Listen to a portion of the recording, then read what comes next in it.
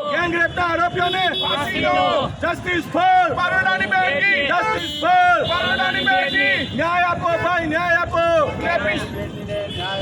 Justice for બરોડાની બેટી. Justice for બરોડાની બેટી. ગણાધમોને ફાંસી દો.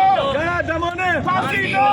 વડોદરા શહેરના ભાયલી વિસ્તારમાં સગીર યુવતી સાથે દુષ્કર્મની ઘટના ઘટી હતી. જોકે આ ઘટનાના આરોપીઓને પોલીસે ઝડપી પાડી આગળની કાર્યવાહી હાથ ધરી છે. તો બીજી તરફ આ ઘટનાને લઈ તપાસ માટે સ્પેશિયલ ઇન્વેસ્ટિગેશનની ટીમની રચના કરવામાં આવી છે. જ્યારે આ ઘટનાના પગલે રાજ્યભરમાં લોકોમાં રોષ ફાટી નીકળ્યો છે. ત્યારે વિધર્મી નરાધમોને ફાંસીના માછડે લટકાવી દેવાની માંગ સાથે સમસ્ત ભરૂચ જિલ્લા મુસ્લિમ સમાજ દ્વારા વિરોધ પ્રદર્શન યોજાયું હતું. ભરૂચ શહેરના રેલવે સ્ટેશન નજીક મુસ્લિમ સમાજના આગેવાનોએ ઉગ્ર સૂત્રોચ્ચાર કરી વડોદરા દુષ્કર્મની ઘટનાને વખોડી કાઢી હતી.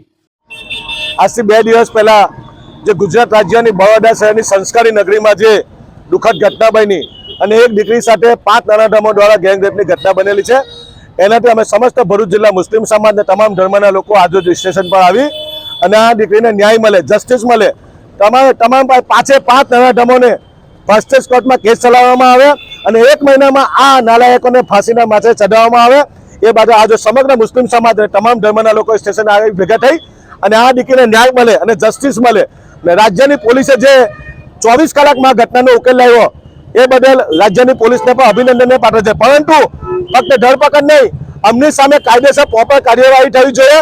ફરી વખત કોઈ દીકરી સાથે આવું કૃત્ય ના થાય. કોઈ પણ ધર્મની દીકરી હોય એ દીકરી જ કહેવાય.